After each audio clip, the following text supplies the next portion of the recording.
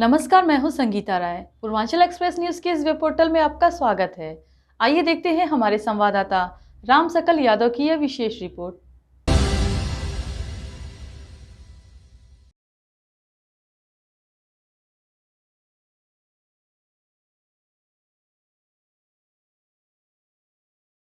Central public school Jafarpur में वार्षिक उत्सव बड़े ही हर्षोल्लास और उत्साह के साथ मनाया गया। कार्यक्रम का शुभारंभ मुख्य अतिथि एवं विद्यालय प्रबंधन द्वारा दीप प्रज्वलन और सरस्वती वंदना के साथ किया गया।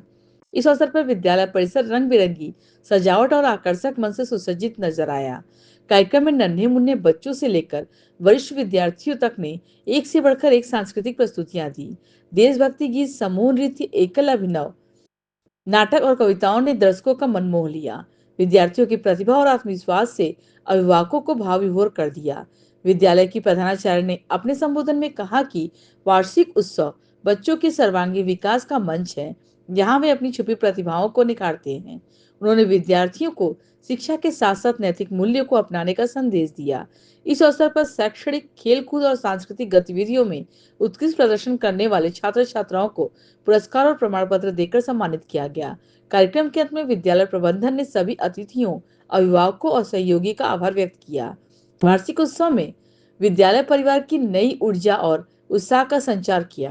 पब्लिक स्कूल में एनुअल फंक्शन मनाया जा रहा है, क्या उद्देश्य देना चाहिए, क्या सब 32 वर्ष पूरे हो गए? देखिए, मैं सेंट्रल पब्लिक स्कूल का फाउंडर अयाज अहमद खां हूँ। प्रतिवर्ष बच्चों में जो टैलेंट होता है उसको निखारने का काम स्कूल करता है। तो हर वर्ष स्कूल में एनुअल डे के रूप में सेलिब्रेशन होता है और उसमें सभी बच्चे जो नर्सरी से लेकर के 12 तक के हैं सभी भाग लेते हैं। इस साल थोड़ा लेट हुआ है फंक्शन, इसलिए 10th और 12th की उसमें पार्टिसिपेट नहीं किए।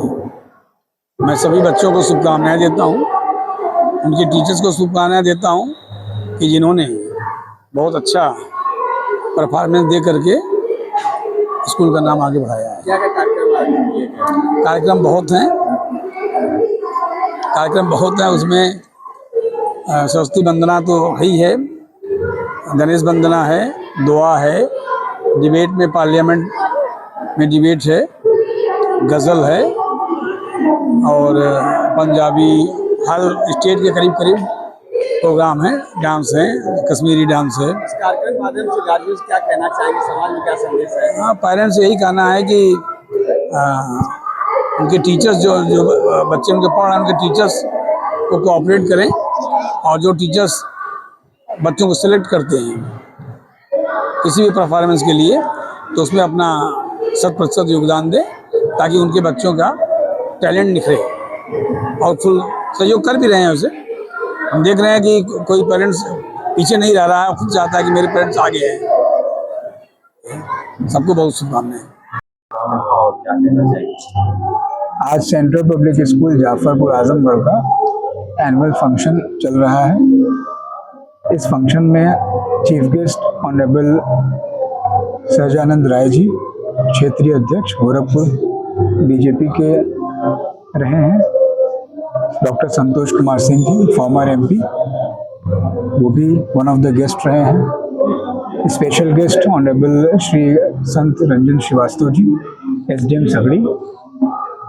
सीओ सिटी शुभम तोड़ी जी हमारे स्पेशल गेस्ट रहे हैं और Devendra Singh ji, honourable Devendra Singh ji BJP senior leader हैं, वो हमारे प्रोग्राम के गेस्ट रहे हैं।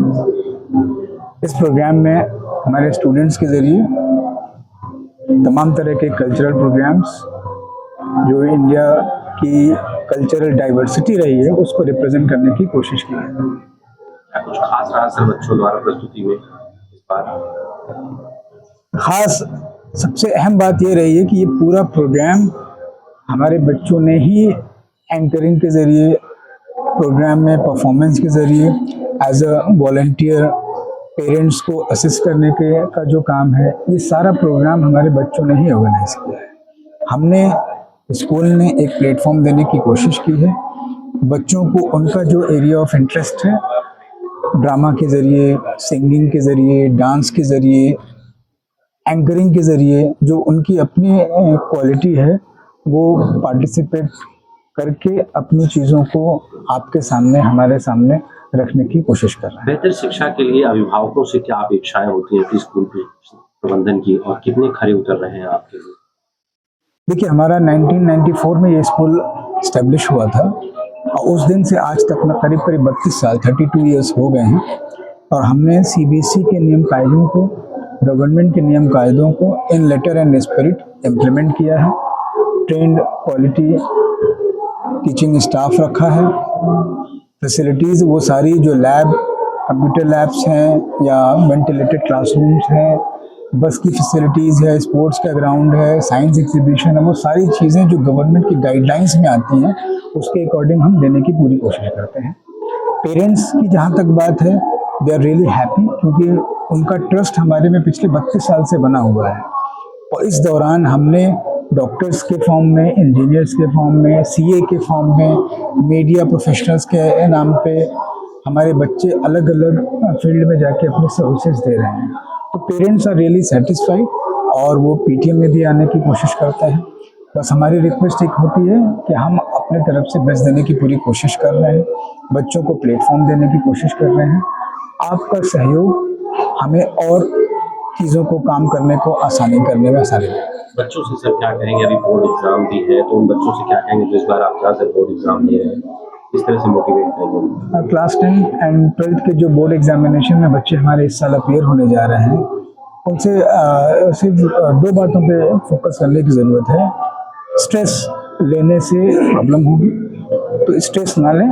हमने जो पढ़ाया है कैंपस में, बेस्ट क्वालिटी एजुकेशन के ज़रिए जो भी हमारे रिसोर्सेज हैं उसमें रहते हुए हमने क्वालिटी एजुकेशन देने की पूरी कोशिश करी है।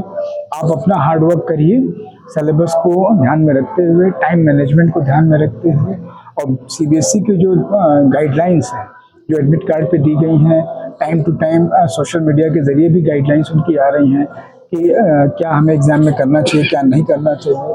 अननेसेसरी का स्ट्रेस लेने की कोई ज़रूरत नहीं है। स्ट्रेस लेने से उनके परफॉर्मेंस पे, जो क्लासरूम के अंदर वो एग्ज़ाम देने जाएंगे, उस पर असर पड़ेगा।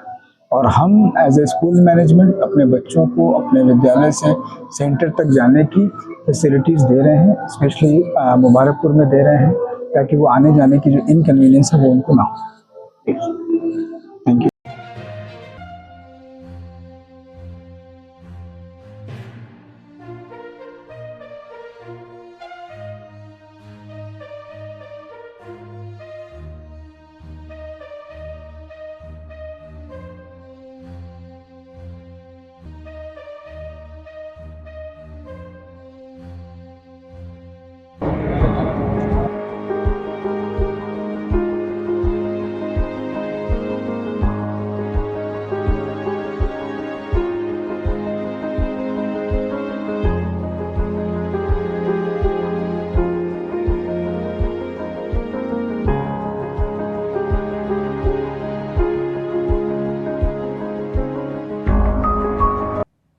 अगर आपको हमारी खबर पसंद आई हो तो हमारे चैनल को लाइक, सब्सक्राइब और शेयर जरूर करिए।